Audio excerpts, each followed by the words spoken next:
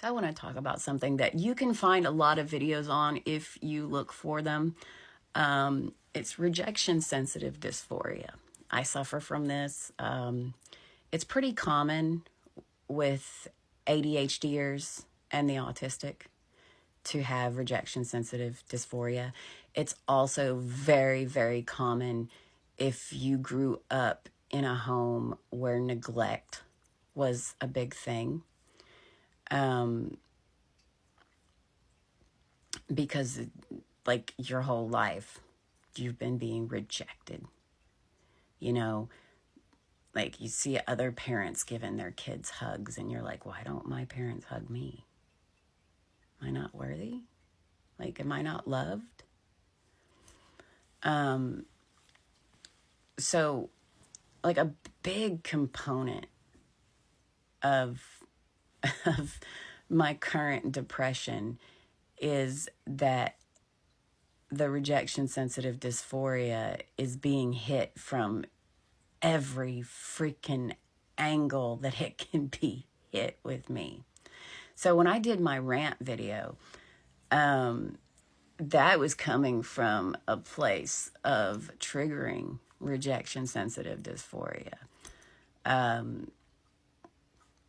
You know, when people make plans with me or I make plans with them, they don't understand how an introvert who's often called odd and weird or robotic and cold or a ton of other things, and was told consistently as a child, you're worthless, you're stupid, you're unwanted. They don't understand how important those plans are to a person. They also don't understand like when a person is waiting in a restaurant for you, that person, what did they have to do to prepare themselves for that date? You know, do they suffer from anxiety? You know, so they had to like struggle to get themselves there, and the whole time they're sitting there waiting, they're struggling with, are they going to show up? They're not showing up. Oh my God, I'm so freaking pathetic. They're not showing up. I should have known they wouldn't show up. You know, there are certain cruelties in this world, and you're not expected to know that somebody suffers from low self-esteem or all these things that they could suffer from. But as a decent human being, you should be considerate of the fact that they might have these things going on and they need that outside outlet. Because, you know, you can have your inner circle. The inner circle can be great, but you need outside too. You know, and you know, for me, it is just so, it is such a blow when, I mean, it's going to be a blow when somebody cancels. Yeah, because I looked forward to it. I probably prepared for it. I did things. You know, whatever. Like I cleaned the house, and maybe the house needed to be cleaned, and the whole time telling myself, well, I needed to clean the house anyway, but still, you're doing this because, you know, or you take a pill and you go to the place where you're supposed to meet up with somebody, and you're sitting there by yourself waiting. And it's just cruel. It's just cruel. And when somebody suffers from rejection sensitive dysphoria, especially, or when they are in deep with the depression, this can lead them to do so many things that can harm themselves. And, you know, it may not matter to some people. Like, I don't care.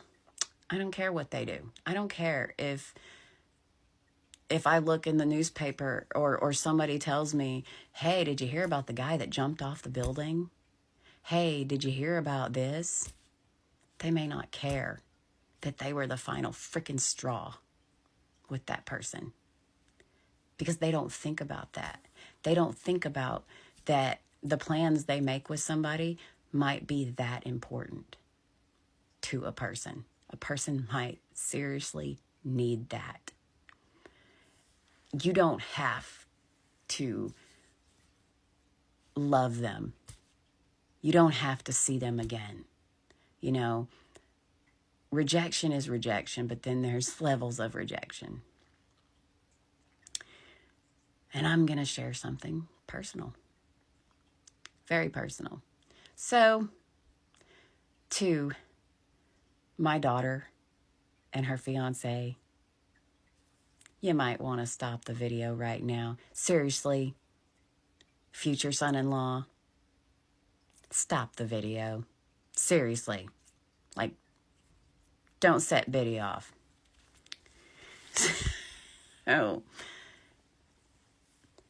Here's one that, guys often say women can just get it. They don't even have to try. So here's a nice little blow to your self-esteem. When you tell somebody, hey, we get along so well, like somebody you actually know, not somebody you've never freaking met, somebody who you know there's an attraction, somebody who makes you feel wanted when you're with them, somebody who has let you know that they do you. And so you say, hey, how about you come over and we take care of that? The level of shittiness that I have felt when I have extended that invitation with no strings attached. No phone call, no show up. And then when you finally get a text, it's like they don't even remember that you had plans to do the thing.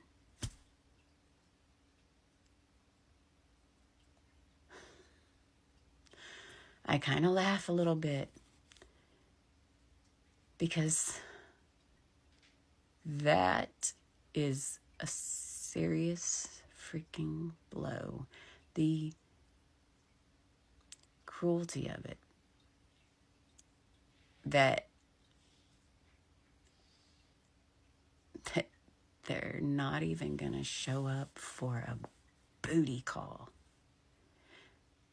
Like dudes understand that they can hit up all their female friends and they may not have a single one show up. Like they understand that. And sadly, I understand that they won't show up for me either. So guys, you're not alone. You're not. That, and that even when I offer, I kind of expect them not to show up. Like, hey, I'm just changing my sheets because may as well.